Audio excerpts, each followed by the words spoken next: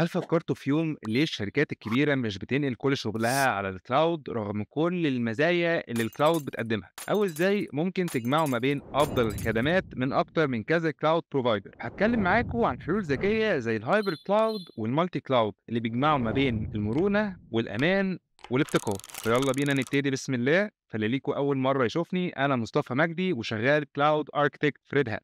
فالهايبرد كلاود هو لما بنستخدم بابليك كلاود وبرايفت كلاود مع بعض، وممكن تشوفوا الفيديو ده اللي فيه شرح مبسط ايه الفرق ما بين البابليك كلاود والبرايفت كلاود.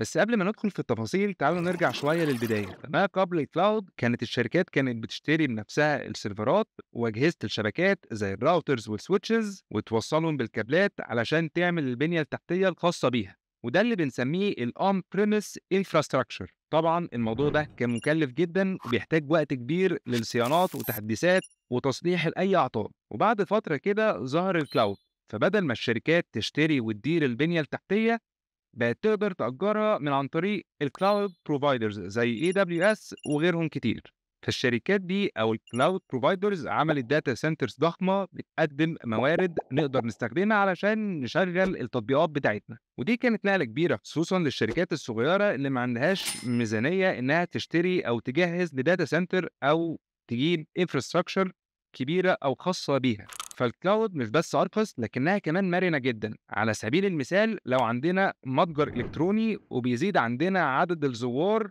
في البلاك فرايداي، فنقدر نزود السيرفرات والموارد علشان نستوعب الضغط ده بكل سهولة. وبعد ما الضغط ده يخلص بنقدر نقلل الموارد اللي بنستخدمها وندفع بس على قد اللي استخدمناه أو قد الاستهلاك بتاعنا. كمان الكلاود بروفايدرز بيقدموا خدمات كتير إضافية زي أدوات الذكاء الصناعي وتطوير المواقع اللي بتخلي تشغيل التطبيقات أسهل بكتير. طيب لو الكلاود كومبيوتنج فيه كل المميزات دي، ليه كل الشركات مش بتنقل عليها بالكامل؟ وده سؤال جميل منك يا صديقي، فتعال نجاوب عليه. الإجابة ببساطة في 3 كلمات: التحكم والتكلفة والالتزام بالقوانين. فالشركات الكبيرة على سبيل المثال بتحب تفضل عندها السيطرة على البنية التحتية بتاعتها علشان تتحكم في حاجتين: التكلفة ومستوى الأمان. وفي قطاعات كتير زي قطاع الاتصالات والحكومات فيها قوانين صارمة بتحكم ازاي البيانات الحساسة لازم تتخزن وتبقى موجودة اون بريمس. فالهايبر كلاود جه هنا عشان يوفر حل وسط. مثلا ممكن شركة تخزن بيانات العملاء الحساسة اون بريمس عندها وتستخدم البابليك كلاود علشان تقدر تشغل عليها الابلكيشن اللي هيبقى موجود للعملاء، او مثال تاني انها تواكب اي ضغط مؤقت على الموارد. فالطريقه دي بتدي الشركات مرونه من غير ما تضحي بالتحكم او الالتزام بالقوانين الامان. تعالوا بقى نتكلم عن المالتي كلاود. والمالتي كلاود هي لما نستخدم اكتر من كذا كلاود بروفايدر علشان نشغل عليها الابلكيشنز او التطبيقات بتاعتنا. السؤال هنا بقى، طيب ليه الشركات بتعمل كده؟ وهنا في سببين رئيسيين. اول سبب وهو التكرار وزياده الاستمراريه، عشان لو مثلا الكلاود بروفايدر اللي بنستخدمه حصل عنده عطل، فوجود تطبيقنا على كلاود بروفايدرز تانيين هيضمن ان الابلكيشن ما يقعش وان المستخدمين يقدروا يوصلوا للتطبيق من غير اي مشاكل. وتاني سبب هو اختيار افضل للخدمات. فكل كلاود بروفايدر عنده مميزات بتخليه متفوق في حاجات معينه. فعندنا الاي دبليو اس كمثال ممتاز لتشغيل تطبيقات الويب، وعندنا جوجل كلاود قويه في تخزين البيانات والبيج داتا، وعندنا الايجر بيدمج خدمات المايكروسوفت بشكل سلس. فالشركات بتقدر تختار افضل الادوات من كل كلاود بروفايدر علشان تحسن شغلها. واحيانا الشركات بتلاقي نفسها في مالتي كلاود انفايرمنتس من غير ما يكونوا واخدين بالهم.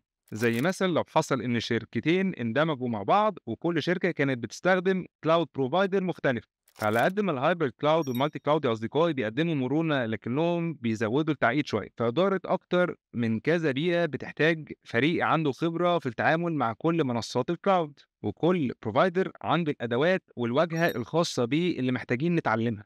كمان لما ننقل التطبيقات ما بين الكلاود بروفايدرز او من الاون بريمس للكلاود، الموضوع مش سهل، وده هيطلب مننا ان احنا نعدل في التطبيق علشان يناسب البيئه الجديده. فمثلا لو بنستخدم AWS Lambda هنحتاج نكتب اجزاء جديده من الكود لو عايزين نشغله على جوجل كلاود.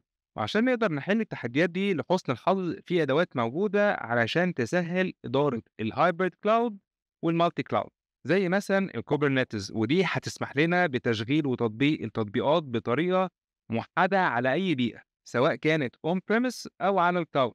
وعندنا الباكر ودي هتساعدنا نبني تطبيقات نقدر نشغلها على أكتر من كذا منصة من غير حتى ما نغير الكود. وفي سبينكر ودي أداة بتبسط نشر التطبيقات على أكتر من كذا كلاود بروفايدر وغيرها من أدوات كتير. والأدوات دي بتقلل التعقيدات لكنها برضه هتحتاج مننا وقت علشان نتعلمها ونفهمها. وبكده نكون لخصنا الفرق ما بين الهايبر كلاود والمالتي كلاود وفهمنا ازاي الشركات بتستفيد منهم وايه التحديات اللي ممكن تواجهنا. لكن الحقيقة ان التكنولوجيا دايما بتتطور وده معناه ان كل يوم في حلول وادوات جديدة تسهل علينا الشغل. وده ينقلنا لسؤال مهم، ازاي نقدر ناخد قرار افضل زي انهي كلاود بروفايدر مناسب لاستخداماتنا. وايه الفرق ما بين الكلاود بروفايدرز الكبار زي اي دبليو اس وجوجل كلاود وايجر. فممكن تشوفوا الفيديو ده وما تنسوش تعملوا سبسكرايب في الايميل ليست اللي موجود على الموقع ده عشان يوصل لكم كل جديد على الايميل وشوية نصايح عن الديف اوبس والكلاود. اشوفكم الفيديو الجاي. سلام.